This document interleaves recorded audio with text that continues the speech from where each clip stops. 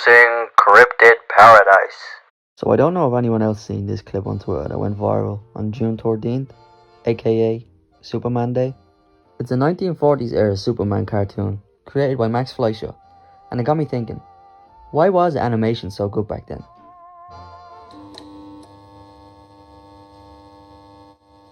Well, that's because Max Fleischer is no ordinary animator. He created classic cartoon characters like Betty Boop, Popeye. His characters are still somewhat relevant to this day. What Max also invented in 1915, which is probably his best creation in my opinion, is an animation technique called rotoscoping. Rotoscoping helps improve the movement of animated characters and makes them look more realistic. The YouTube channel Vox has a great short video on this topic.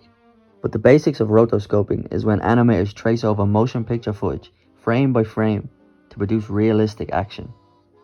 Originally, animators projected photographed live action movie images onto a glass panel and traced over the image. Now a great example of this is singer and entertainer Cab Calloway. He was a favourite of Fleischer's. He loved to trace his over-the-top movements and swagger and make it into his own animation. In the end, it results in a silky smooth animation style which makes the characters look like they're gliding through a scene. Amazing. Today, it's predominantly done on computers, which is easier of course, but the original way of doing things will always be the best. Even though I know it probably takes twice the amount of time, but in my opinion, it's definitely worth it. The feeling I get when I look at this type of animation is like slicing through a stick of butter with a hot knife. Very, very satisfying. Probably one of the most famous uses of rotoscoping is the original Star Wars trilogy. Actors used to hold up a stick. Later, effect technicians would trace over it and create the glow of a lightsaber. Here's some misaligned rotoscoping to show you the desired effect.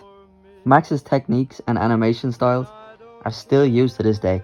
His animations, for whatever reason, became a very sought after thing in the 2016-17 SoundCloud scene, in which certain artists like Ghostmane would use his old gothic type settings of his cartoons as a backdrop for their music videos, and it looks great in my opinion. What he created really stored up something in the industry.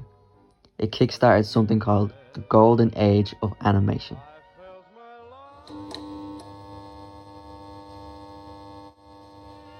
Now, the golden age of animation was a period of American animation that began with the popularization of sound cartoons in the 1920s and gradually ended in the late 60s when animated shorts began to lose popularity with the mainstream public. In my opinion, this was the dawn of what I like to call the big three. We'll get to know them throughout the video, don't worry. During this time, a little known company by the name of Disney became an absolute phenomenon. The man at the helm, Walt Disney, was convinced that short cartoons would not keep Disney afloat in the long run.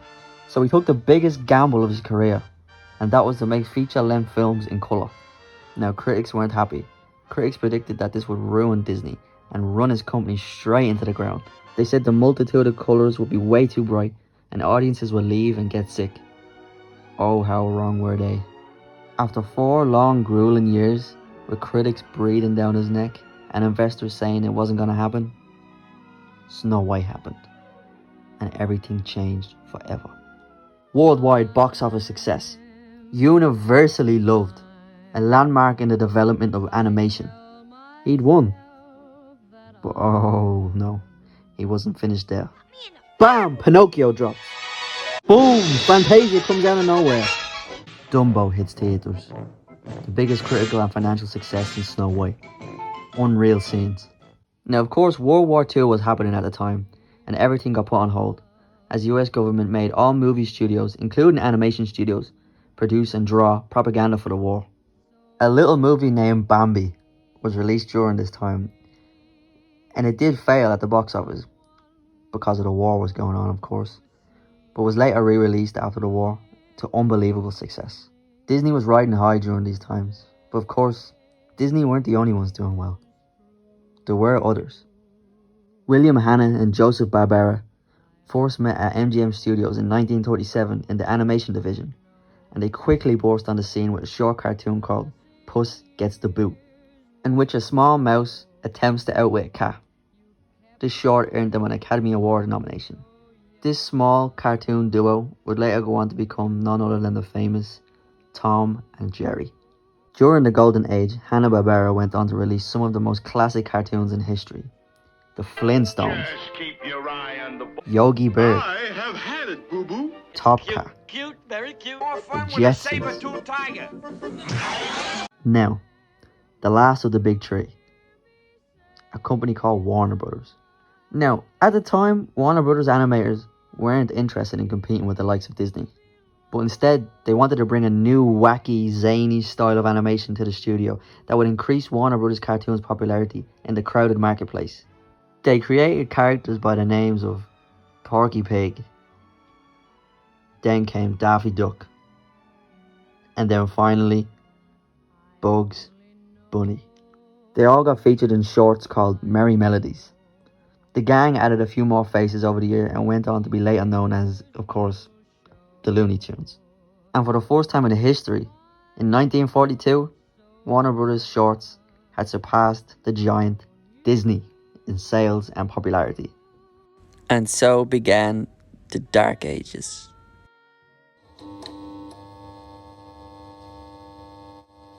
The Dark Age of animation started from the 60s to late 80s. The world of animation experienced a severe quality drop. Television animation was cheaply and quickly produced and loaded with errors. Budgets were cut. The number of animated movies being released was drastically reduced each year. Iconic characters that people had grown up with they just lost their magic. They were cut with a style that utilised as few frames as possible, which resulted in choppy, simplified character motions. Now, what caused this downfall of animation, you might ask? Well, look no further than the advent of the television. Prior to TV, most cartoons were shown before feature-length films at the cinema, like Disney and Looney Tunes. And because they were labelled as all ages, they had to keep the attention of adults too, so a great deal of effort and creativity went into them. Wide access to TVs killed cartoons almost instantly, because why go to the movies and pay, when you can see it for free in the comfort of your own home? Now, in the 80s, Ronald Reagan deregulated the TV industry and allowed toy companies to make cartoons based on their toy lines, once they had an educational message in them. The Transformers, more than meets the eye. Autobots wage their battle to destroy the evil forces of the Decepticons. This usually meant a 10-second speech at the end of each episode on why bullying is bad or something like that. He hadn't stood up for his community. What's my community? Your community is the world around you, your neighborhood, your friends. And if you want it to be a nice place, then you have to step up and help stop bullying. Although these cartoons like Teenage Mutant Ninja Turtles and Transformers were loved, they were rushed to air at the same time as an upcoming toy line, which always led to errors in animation.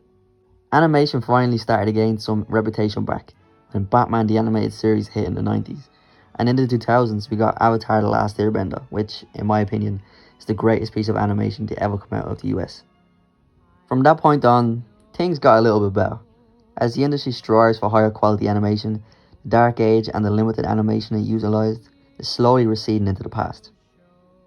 But the Dark Ages will forever be in the memory of American animation, a time when our limitless potential was lost in a sea of cynically cheap cartoons, designed only to appeal to very, very young children.